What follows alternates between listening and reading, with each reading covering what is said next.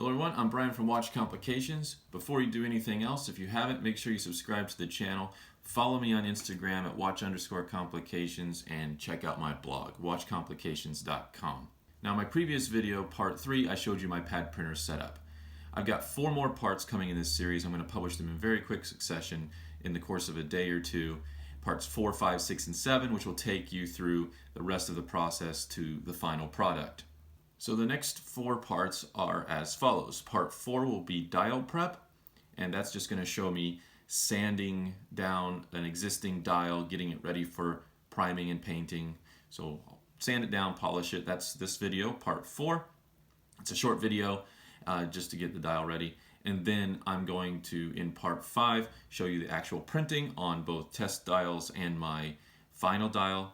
And then in part 6, I'm going to show you sort of dial cleanup after all the printing is done. And I'll talk about sort of clear coating it and that sort of thing. And then in part 7, I will show you the final product. So I've chopped up the next sequence of videos in this series just to help, in terms of length, be more digestible and that sort of thing. But it's all really taking the entire process of the dial from the very beginning, part 4 in this series, all the way through part 7, and showing you the final product.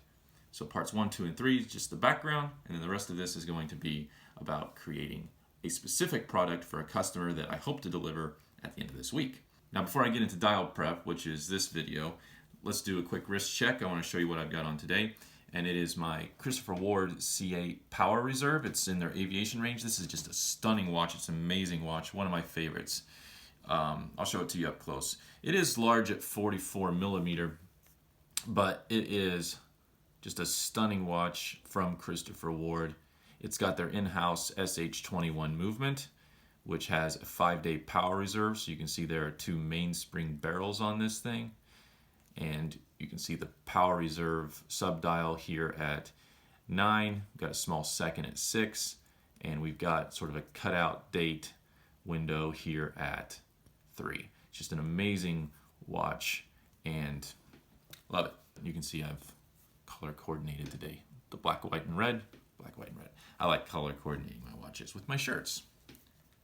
That's so watch nerdy. You always got to pick your watch first, then you can pick the clothing after it. That's my recommendation. But anyway, let's get to dial prep.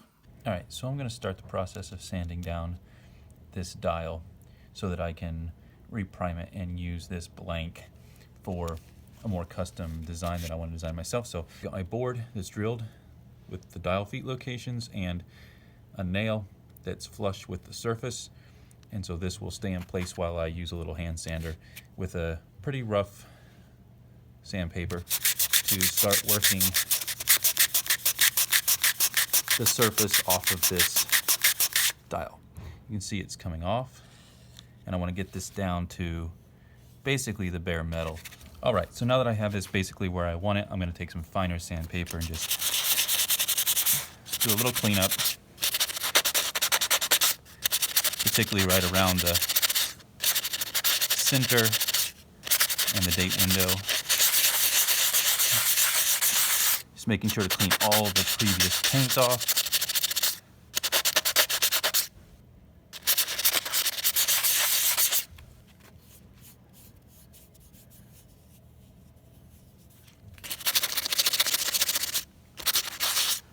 Looking pretty smooth.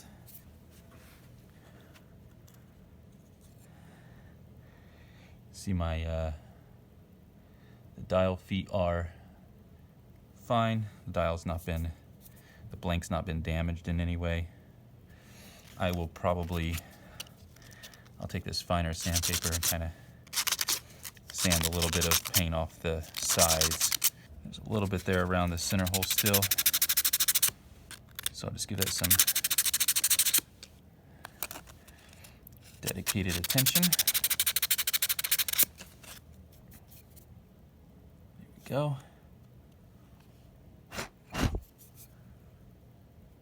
And there we have a dial blank that I can use. I can reprime it, and then I'll put new printing on it, and it's a nice blank I can now use for my GMT project.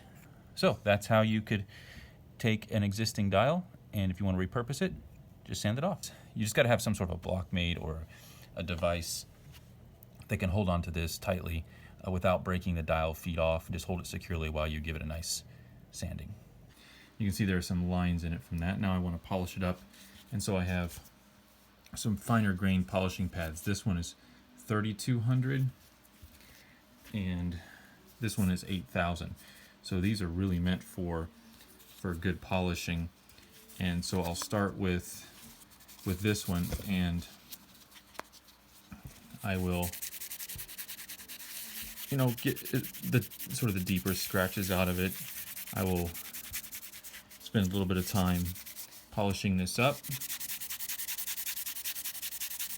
And then when I get that to the smoothness that I want with that level of grit, then I'll move to the 8000 and polish it up even smoother. And then this will be ready for priming. To prime this brass dial, you can use whatever kind of primer you want. I'm going to use a couple coats of just sort of a clear Rust-Oleum primer that has sort of a grayish tint to it. I'll do maybe 2 layers of that, and then I'll do 2 layers of sort of a brighter white, flat white primer on top of that. And the way I'll paint that is I'll do a very light coat, and then I'll wait a couple minutes, do another light coat, switch the paint, a couple minutes go by, do the third, another couple minutes, do the fourth coat. So within 10 minutes this will be coated, and then I'll have to let it dry for a good amount of time. Good to let these things dry for at least a day or two after they're primed, and then you can go about printing on the surface with the pad printer. Okay, so that's a quick video on showing you how I prepped this particular dial for my GMT project. In the next video I'll show you how I then take that dial and paint and print on it. So I'm Brian from Watch Complications. Don't forget to subscribe and keep watching the channel.